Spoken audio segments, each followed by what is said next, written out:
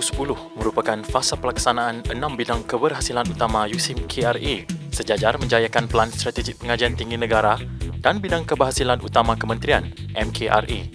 Pelaksanaan USIM KRA telah dimantap dan digigihkan dengan pencapaian-pencapaian yang didominasi oleh kesan kesungguhan, komitmen yang tinggi dan kemahiran yang selari dengan keberhasilan.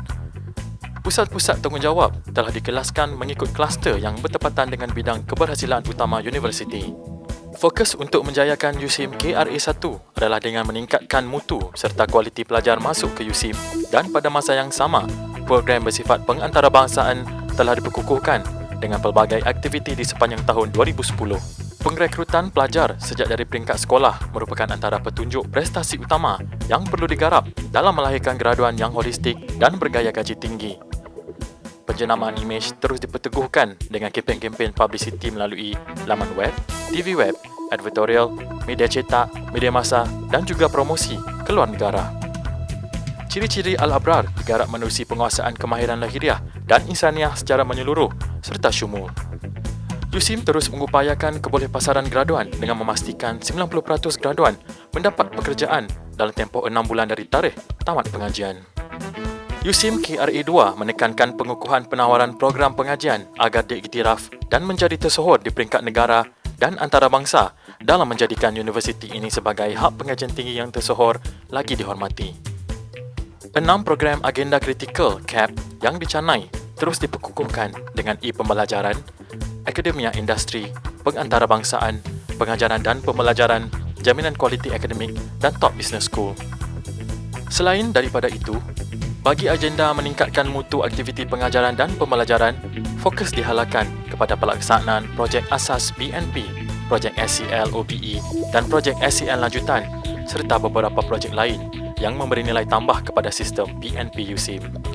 Hasil garapan pengukuhan tersebut, 19 program akademik yang ditawarkan oleh USIM sehingga Disember 2010 telah mendapat pengiktirafan kelayakan oleh Jabatan Perkhidmatan Awam JPA.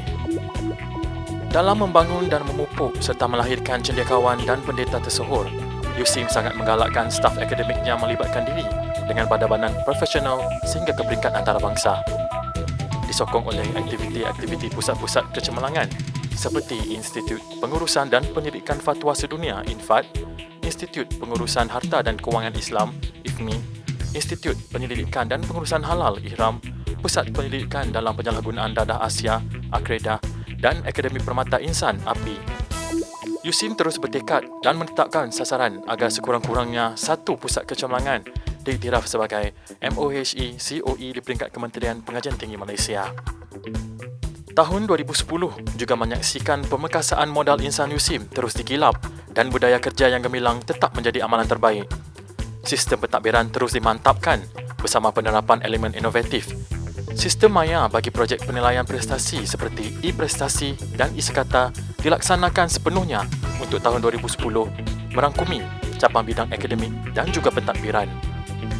Sistem pengurusan latihan MyTrams turut dibangunkan untuk memberi nilai tambah yang cukup baik kepada warga USIM dalam memenuhi tuntutan dan keperluan tahunan dasar latihan sumber manusia sektor awam DLS MSA melalui kursus, sangkutan, seminar dan bengkel.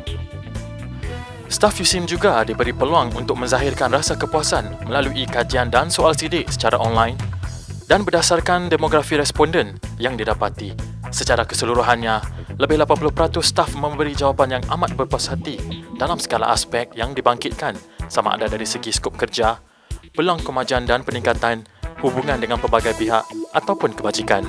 Dalam usaha mencapai tahap kebebasan kewangan, USIM berusaha meningkatkan sumber kewangannya kepada 30% daripada bajet tahunan melalui aktiviti penjanaan yang berterusan seperti yuran pelajar, geran penyelidikan, khidmat rundingan dan kepakaran, kursus, latihan, franchise, penerbitan buku, pengkomersialan hasil penyelidikan dan alumni serta mendapatkan sumber-sumber lain daripada penajaan, zakat, endowment daripada syarikat kerajaan maupun swasta.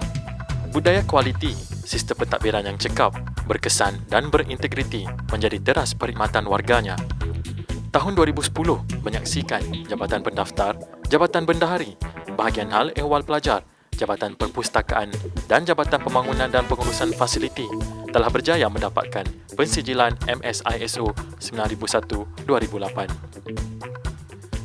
Budaya kualiti juga terus diperteguhkan dengan menganalisa pencapaian berpaksikan kepada sistem-sistem yang diguna pakai, soal kaji studi dan pengiktirafan yang diterima dari pihak luar.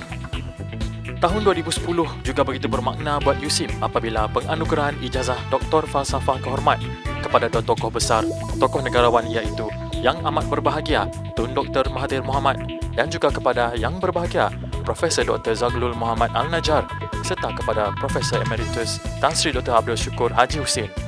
Ini menunjukkan kejayaan USIM mengangkat martabatnya sebagai institusi akademik di mata masyarakat. Tahun 2010 telah meninggalkan begitu banyak coretan, kejayaan dan kecemerlangan USIM. Kecemerlangan ini bakal diteruskan pada tahun-tahun mendatang dengan penghayatan, usaha gigih, kerjasama dan sokongan padu seluruh warga USIM.